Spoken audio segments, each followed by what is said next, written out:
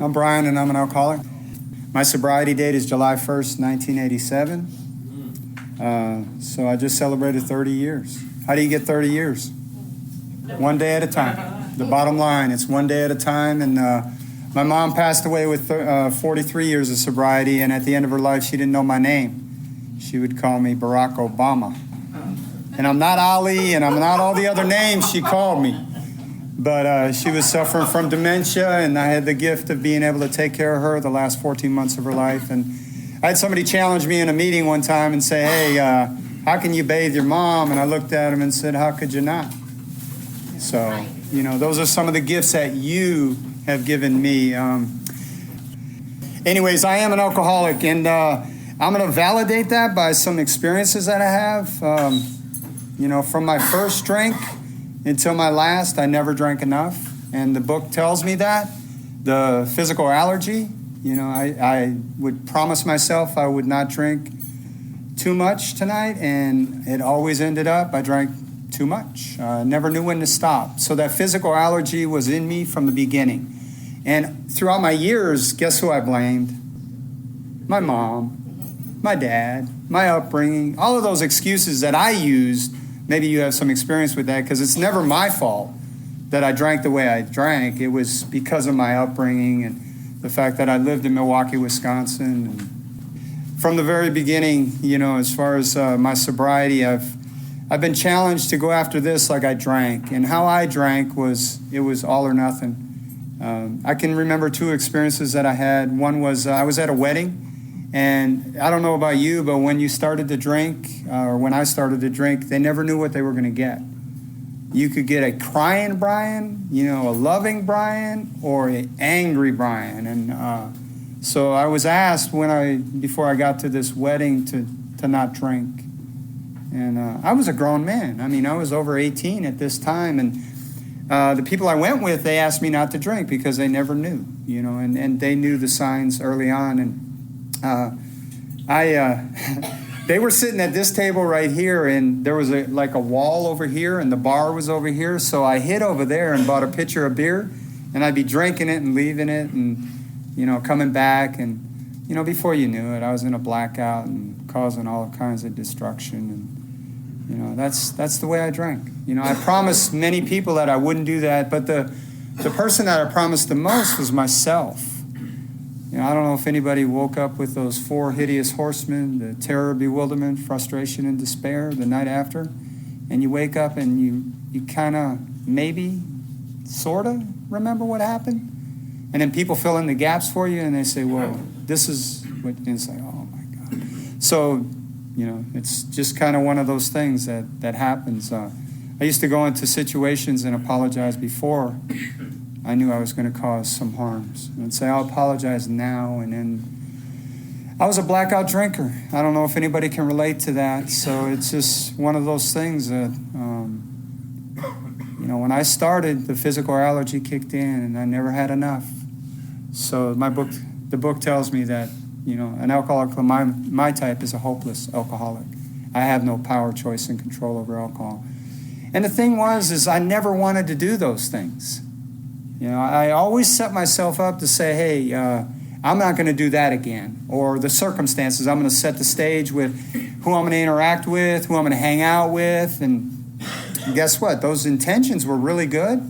And then all of a sudden, somebody came up to me and said, what are you going to do tonight? And my intentions were I was going to work out and play basketball or do something. And if they said they were going to the NCO club, guess where I went? NCO club. I never had any willpower to choose what I wanted to do because alcohol was my God. I was powerless over alcohol. My last drink is November 5th, 1986, and that day is a day that, was the beginning of this journey. And it doesn't line up with my sobriety date, and I'll get into that. But that day I had all intentions in the world. I just moved off base and had a little girlfriend and living off base in England and everything. The stage was set for me. It was like, wow, I got my freedom. I don't have to live in the dorm with all these other guys. And so, I was off base for about a week. And coming back on base, my intentions were to go do my laundry. And I had the change to go do my laundry, and coming through the gate in my car and had my laundry, had my change in my pocket, and it was like, well, I know they're not having fun at the NCO club without me. So guess where I went?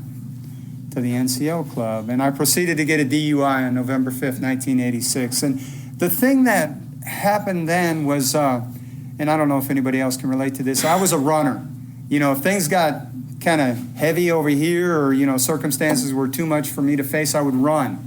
And that night, it was like I wanted to run. I got pulled over, and the security guard said, "We're going to give you a breathalyzer." And it's like, ugh. And the thing was, is he left the gate up. So he gave me an opportunity to leave, and I promise you, everything in me was go, run, face the consequences later, whatever they would be. And a power greater than myself kept me there to face the consequences of what I was up against. And I had 3 drunken disorderlies before that. The Air Force was really, looking at me with eyes. I had a letter come from my base in Hawaii that I read later on after I got sober. The commander in Hawaii told the commander, my incoming commander, "Watch out for this one, he's trouble." That was written documentation in my personnel files. So it's like, whoa, trouble. Anyways, on that day, I didn't run. I stayed there, and I suffered the consequences of my actions. And the thing was I knew I was an alcoholic long before, I had all this trauma or trouble in my life. I did. Inside, I knew there was something wrong with the way I drank, because I blacked out most of the time. I was not a successful drunk. I was just a blackout type of person that, didn't know what he was doing, and just kind of got lost in that lifestyle. But that day I didn't run, and that's the first time that I ever asked for help. I had to go see the base commander, and he said, "What do you want to do?" And that was the first time that the words, "I'm an alcoholic, I need help," came out of my mouth. And that was November 5th, my DUI. The next day was November 6th. And, that was the first time I asked for help. And things unfolded quickly for me. I went through treatment, and the Air Force, they just kind of, that's part of what they do. And, you have social actions after that. And it was kind of neat, because the social actions counselor was a member of Alcoholics Anonymous. So it lined up for me, and it allowed me to see that, AA does work. And she was able to take me to meetings and, guide me in the process of getting me connected with other alcoholics, men. And it was just part of my discovery of Alcoholics Anonymous. And I didn't mention that I grew up in Alcoholics Anonymous. My mom did have 43 years, and I used to go to AA meetings. There were 5 kids, and Mom would take us all, and Alcoholics Anonymous welcomed her, with 5 kids, and they would help out with the kids while she was getting sober. And it was just a gift that I was able to witness in my life. And I love seeing kids in meetings. There's a meeting that I go to on Sunday night that allows kids to be there, and that warms my heart. Because the bigger picture is, the parents, are trying to stay clean and sober, and there's a chance for those children to not have the destruction that maybe, if they were drinking, they would experience. So, but I didn't run that night. It was like, my life unfolded before me. I went through treatment, and I started, got a sponsor quickly in the program, and when I went through treatment, his wife was in the treatment center with me. And I'm sharing this because there's a lot of reasons why we don't stay in Alcoholics Anonymous, and there's a lot of reasons why we should stay in Alcoholics Anonymous. And this one was, my sponsor had about 8 years, and his wife went back to alcohol, and she went through the treatment center with me. And while we're going through the treatment center, she had one of those treatment center relationships. And this is my sponsor, and, it's just kind of one of those things you just walk through. It's like, well, how does this unfold? And so we're at his house doing step work, and she came up. She was drinking Jack Daniels. Anybody like Jack Daniels in here? I do. She was drinking Jack Daniels, and, we're talking, and, he's guiding me through the steps, and lo and behold, she comes up and says some things to him. I don't know what they mean. And he got angry, very angry, and he reached under the bed and picked up a crossbow. And I'm sitting there 3 months, little over 3 months sober, thinking, what the heck is this? And she was coming up the steps again, and I'm thinking, what is this all about? And all I did was look at him, and I said, you're scaring me. You know, I mean, I don't know, where did that come from? And it's like, wow. So he took the crossbow and put it under the bed, and we went for a walk for like 2 hours. And, you know, who sponsored who, or who helped who that night? You know, and that was an early experience that I had, to understand that we're all humans and we all walk through things, and we never know what we're going to confront in Alcoholics Anonymous. And anyways, we walked through that, and come to find out, he went back to drinking because it was just too much for him to walk through. And that's one thing that I've learned over the years, is that if you don't have a foundation in this process,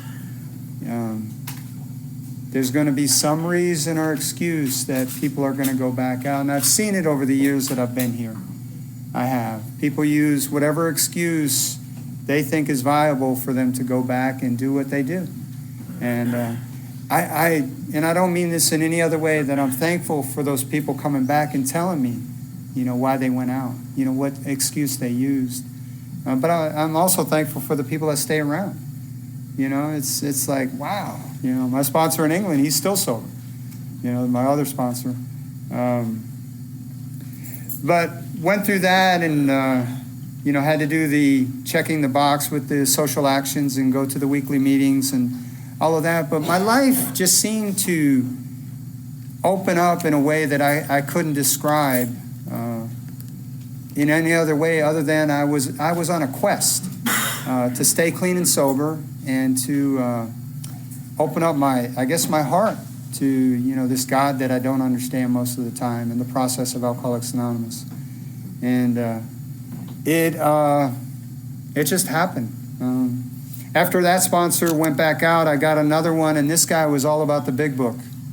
And he would give me CDs.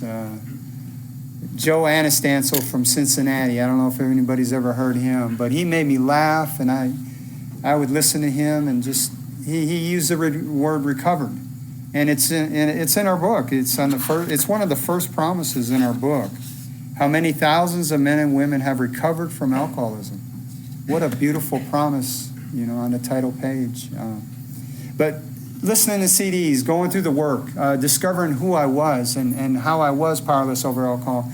But the real trick for me is I was 24 years old. And how do you relate to your life is unmanageable? What does that mean? And what I realized was that I'm out of management, and I have to trust this power greater than myself in all areas of my life. And I didn't know what that meant. All I knew is just to continue down the path and uncover that and see what it meant to me. Where I got sober, there wasn't a lot of meetings. There was one meeting a week. It was on Chicksands, England's base. And, you know, I had to, what do I do between Wednesday to Wednesday? You know, I had the book, I had the 12 and 12, I had CDs or cassettes, and I had to stay focused. Calling people was, you know, an option at times, but it was just one of those things. You know, I just had to dig deep as to what it was that you guys had to offer. And it wasn't about the meetings. It was about identifying myself in this book of Alcoholics Anonymous. And, you know, I've done that since I've been here. How do you explain 30 years of sobriety in 40 minutes? You just can't. So, but the reason my sobriety date is July 1st, 87 is because I smoked some pot. And it was one of those things, when I got back, my sponsor challenged me on that. He's like, because I went on vacation. I went home to Milwaukee and then went down to my best friend's house in Texas, Garland, Texas. And, you know, I got off the plane and he's like, let's go by the liquor store. And I said, well, you know, I don't drink anymore. And then he pulled out this little baggie and said, well, I got some of this. I was like, okay, I wasn't prepared for that. And anyways, I just wanted him to like me and, you know, connect again, and that's the reason I did it. I'd given up drugs a long time before that, but it was just kind of one of those things. I was like, oh. But anyways, that's why I changed my sobriety date, and I've been free ever since.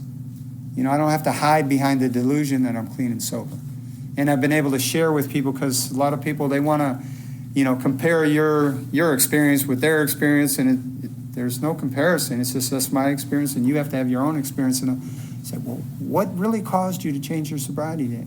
And I'll say, well, I called people in California, I called people in England, I called people in Texas, I called people in Georgia. Tell me what to do. Because I always want you to tell me what to do, so when it doesn't work, I have somebody to blame. That's my mode of operation all the time. So tell me what to do, and then when it doesn't work, I'll blame you. But everybody that I talked to said, to thine own self be true. How do you argue with that?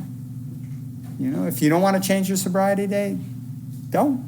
If you do, cool. We're not going to judge you one way or the other. But the freedom came when I did that, and I was real about what had happened. Because I've been in experiences where people have, puffed on stuff outside the meeting and come in, and then they're saying they're recovered. So it's just something that I know for me. It's real and alive. So, and that's my own experience.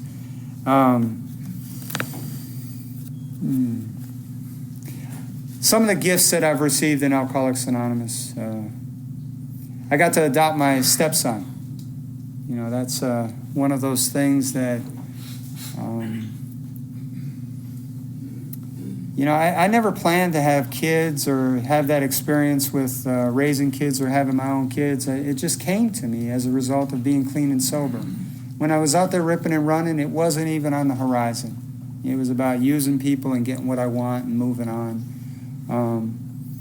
And then when I got in here, I met somebody and they had a child, and I was able to adopt my son. And today we have a beautiful relationship. I had to walk through some experiences with him, though. I never wanted him to go through some of the destruction that he created in his own life. And I had to look through the plate glass window and tell him I wouldn't bail him out. He got 3 DUIs in a short period of time. And, he's never seen his dad drink up until today. But he's had to, correct his destruction.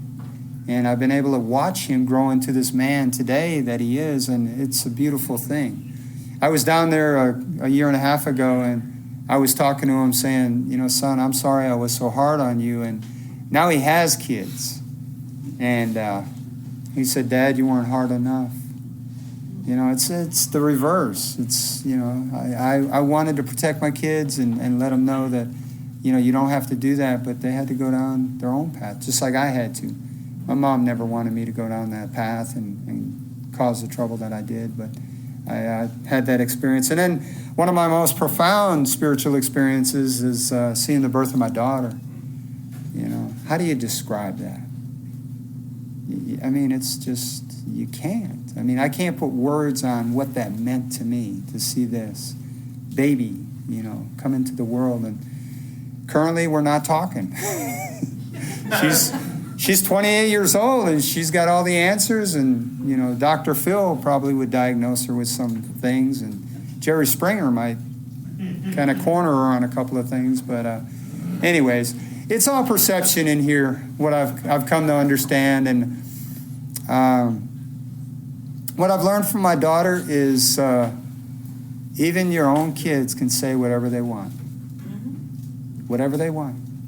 And whether it's true or not, they can say and believe whatever they want. And I've had to walk through that, and it's like, anger, frustration, wanting to attack, wanting to, kind of justify and all of that. And it was interesting because that whole experience lined up with somebody that I was very close to had the same experience. And my sponsor pointed me in that direction, and, it was beautiful how that unfolded. So anyways, it's a gift having the birth of my daughter, but today it's, it still is a gift. Hopefully that'll resolve itself.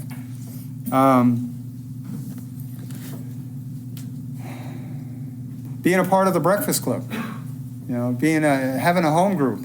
having a sponsor that knows who I am and what I'm truly all about. That's called a home in Alcoholics Anonymous, that if you don't have a home group and don't have a sponsor, I would highly encourage it. It's a way for me to stay in the middle of what it is that I believe in. And if I am a hopeless alcoholic, I can never lose sight of that. So it's my circumstances changed at work, and it's always a challenge in here for me, because I want it always to be the same. I want to sit in the same seat. I want to say the same thing. I want to see the same people. I want to do the same thing. It has to be the same. But when it gets mixed up is when spiritual growth happens. And several months back, I got promoted at work, and they told me to go to second shift. And I'll be honest with you, I hate the hours. I love my job, but I don't like the hours. I just hate them. They took my life away, No, they didn't literally take my life away. It just, I like to do things at night, and so. But I had a home group up in Cartersville, and that, I can't go to the Wednesday night meeting anymore. So I came over here, and I like what the Breakfast Club had to offer. Literature-based, and they read the promises. There's more than just the 9-step promises that they read. And it's a beautiful place to be and to be fed and to see people that are willing to grow spiritually. So another gift. Being able to take care of my mom, the last part of her life. I had an experience where I thought, and I don't know if anybody else can relate to this, I thought I was prepared for my mom to die because I saw her withering away and her mind was going, and I knew the end was coming. It just didn't happen on my time because, I had other plans to finish my master's degree and, get certified as a teacher and all of that while I took care of Mom, but she up and passed away on me. So it was just kind of one of those things. She went into the hospital one day, and this was down in Gainesville, Florida. I went through a cancer operation, and my sister took care of her. And anyways, she had a gallbladder that blew up. It was the size of a grapefruit. And, the doctor told me, he said, if you and I would have experienced that, we'd have been screaming. We'd have been like, I need to have something done because this hurts. And she never cried or anything. She just turned white, and my sister called 911, and they came and got her. But when they did that, they scoped her, as far as cancer. And I don't know if anybody's seen cancer on the liver, but it's pretty intense when it's at the liver. And they said, you got a month. She's got a month or so to live. And, it's just kind of one of those things. I didn't want Mom to die, but I knew it was coming. And I'm saying all of that to say that I thought I was prepared for her passing, and I wasn't. I'm a little boy. I'm a grown man by number, but I'm a little boy, and my mama was my mom. And, that rocked my world. That's one of the hardest emotional things that I've had to go through in sobriety was my mom passing. And she showed me the way. She did. When I go visit her at her house, she was a prayer warrior. I'd go, to go use the restroom, and she'd be down on her knees praying, and, just the Spirit was in her, and she modeled that for me over the years. And she walked through a lot, too. And she stayed clean and sober and just knew that this way of life was a gift to her. And at the end of her life, I would just take her to meetings, because here's the two things that she remembered. We would ask her, anybody could ask her, Mom, how'd you stay sober 43 years? And she'd say, one day at a time. And then you'd say, hey, what's the serenity prayer? And she knew that till the day she died. She could quote that verbatim till the day she died. So, that whole experience, but that death thing, I had never experienced that before. I don't care how many books I read and, all that I talked about. But here's the gift that I received in Alcoholics Anonymous. My sponsor, 2 years before that, his mom passed away, and I watched him go through it. And just like me, he mourned his mom. He cried, and it was just one of those things. And I didn't know what to say to him at that time, but he was there for me when I walked through it. It's just, That's another priceless gift that you can't put value on. Mom taught me to pray. Before the meeting, I went in the back room and I got down on my knees, and I don't know if anybody's familiar with page 87. It says, we constantly remind ourselves we're no longer running the show, humbly saying to ourselves many times each day, thy will be done. And it says, I'll be in much less danger of excitement, fear, anger, worry, self-pity, or foolish decisions. I become much more efficient. I don't tire so easily. And that was my prayer before I came out here, because I love Alcoholics Anonymous, and I respect anybody that comes in those doors. I truly do, and I want to help anybody that comes in. And if you stick around any length of time, you'll see that it is a revolving door for a lot of people, and it's a gift to be able to be a part of something. But I take my gift personal, and to see the lack of commitment, for people in Alcoholics Anonymous. And I'm not saying anybody here, but just, it's getting the paper signed, or it's coming in and, just saying I need something right now, and instant gratification, and, what can I do to get myself, satisfied in here? Some people just come for the food.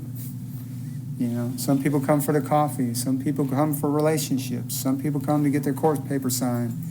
And whatever your motive is, I respect that, but this is a life and death situation. It is, if you're an alcoholic of my type. It's a no-joke situation. And the steps are important in my life, and they've been important in my life since the beginning. I've always been a big book thumper. If I sponsor you, we're going to sponsor by assignment. And if you don't do the work, cool. If you do the work, cool. I'm not invested. I'm invested to be here and reach out my hand and share my experience with you. But if you don't do the work, that's on you. So, I've been blessed over the years to see some people recover, and create a beautiful life for themselves. But the majority of people don't do the process. They just come in and they want the fellowship.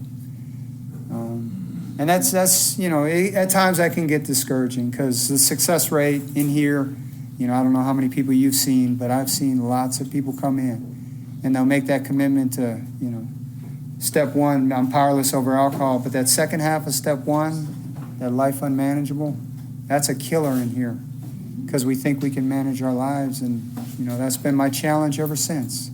The second half of step one is, how do I not manage my life? And that's where the other steps come into play, is to realize that I'm not in charge.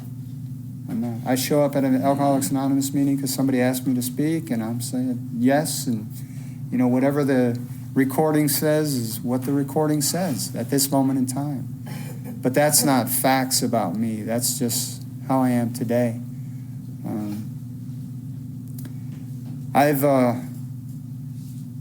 Anybody watch anybody die from alcoholism?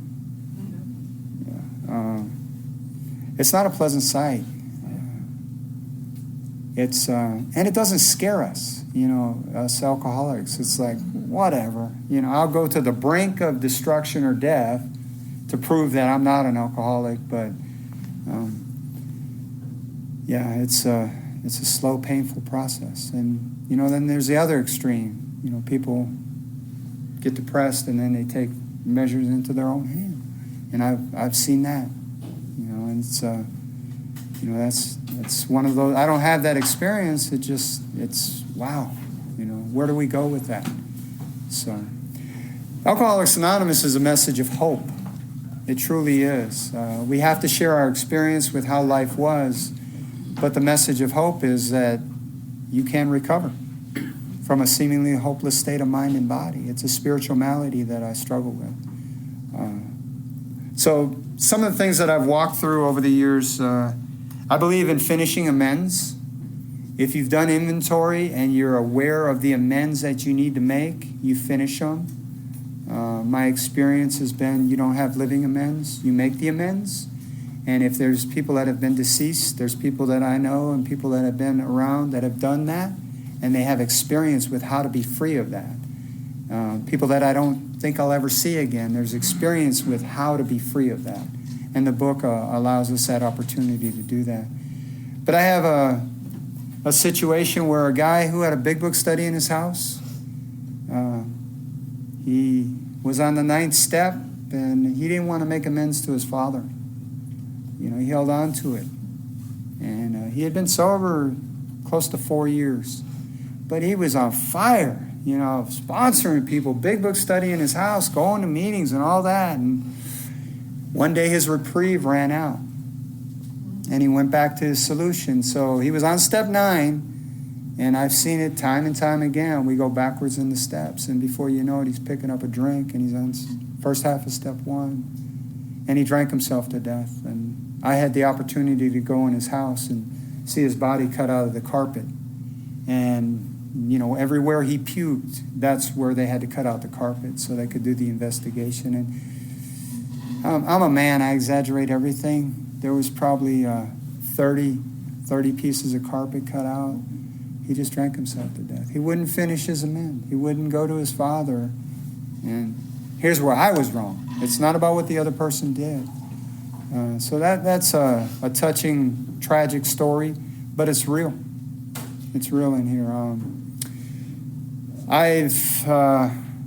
My commitment when I did the process with my sponsor in England was commitment of step 3 is 4 through 9.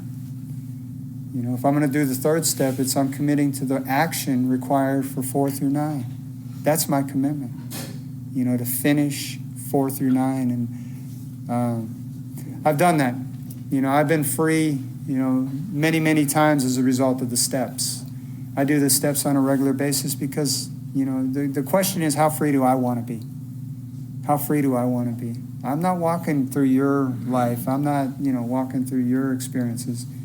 I need to know that, I am free. And, that's a priceless gift that the process of Alcoholics Anonymous offers.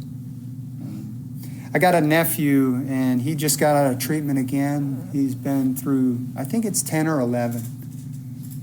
It's just his experience. And when he got back, and if this is life and death, alcohol doesn't care what you think, feel, or believe. It really doesn't. It does not care what you think, feel, and believe. And I kind of take that into my interactions with some people. I don't care what you think, feel, or believe. I want to see your feet. I want to see your actions. What are your actions telling me? Because alcoholics, myself included, we know how to set the stage. We know how to play the actor. We know how to get what we want. So what I've learned over the years is that, I'm going to watch your feet. And you watch mine as well. If my feet don't line up with what I'm saying, then you say, hey, Brian, you're missing it here. Oh, okay. I need that accountability. Anyways, he came back and, he's high because treatment, he's buffed up. He's been working out every day. No responsibility. He's got children. He's not financially obligated to them. He's, just living high on a hog because he doesn't have to do anything but work out and go to meetings and self-discovery. And he gets home, and I get off of work, and the first thing I asked him is, what'll take you out? And he looked at me and he said, well, complacency and pride. And I said, okay. And again, I'm just using my experience because I don't do this just with, him. I do it with anybody, really. And I said, the answer is nothing.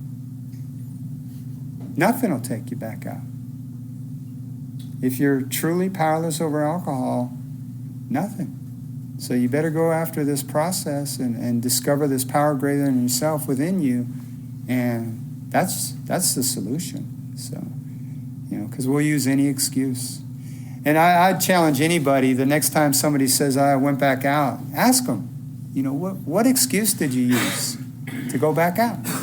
It won't be because they're alcoholic. It'll be because she left me, I lost my job, my motorcycle got crashed, or they didn't invite me to the motorcycle rally.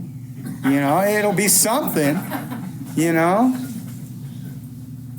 They think they're better than we are, So, it's just... Anyways, that's just been a challenge over the years, is just really understanding the severity of what we're up against.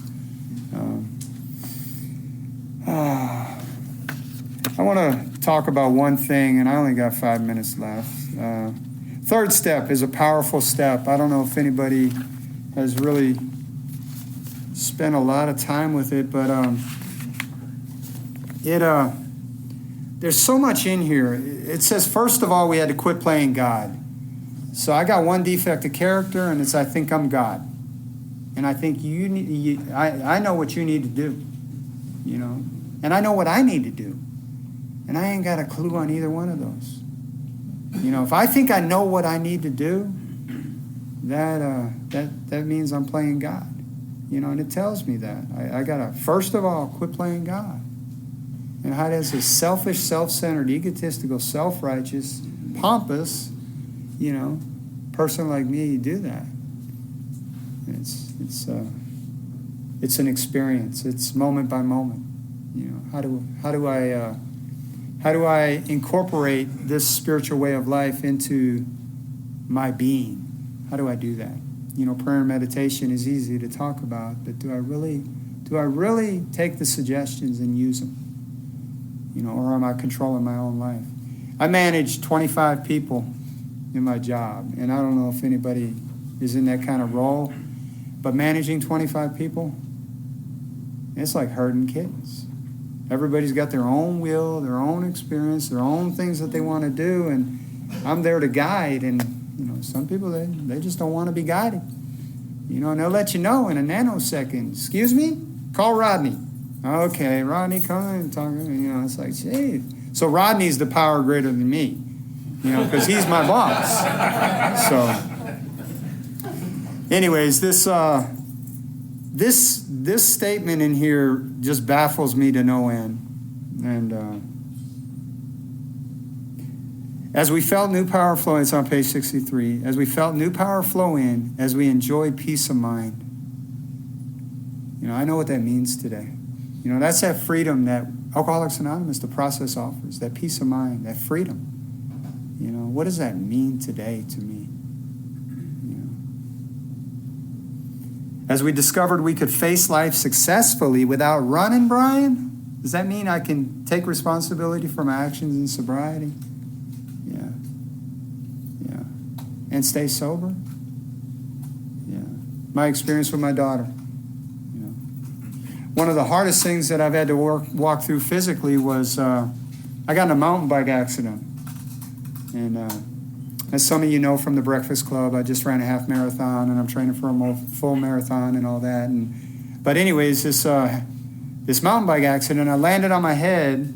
I had 14 staples in the back of my head. I broke my C7 vertebrae in my neck. I broke my sternum, broke my hand. I was hospitalized for 4 days, had the neck brace on for 87 days. So needless to say, I was banged up.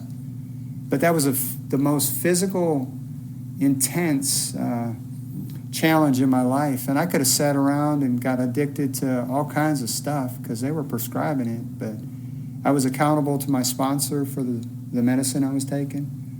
And what the gift was is people around me were going back out on prescription drugs. So they taught me what I don't want to do. It's just kind of one of those things. We'll experience life successfully regardless of what we walk through.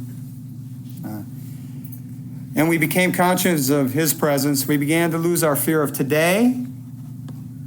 Tomorrow never comes because it's always today and the hereafter.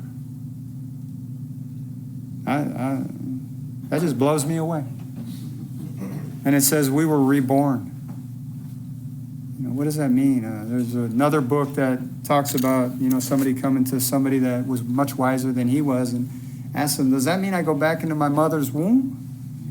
You're an idiot. No, it's a spiritual rebirth. It's how do I bring my spirit alive in this process?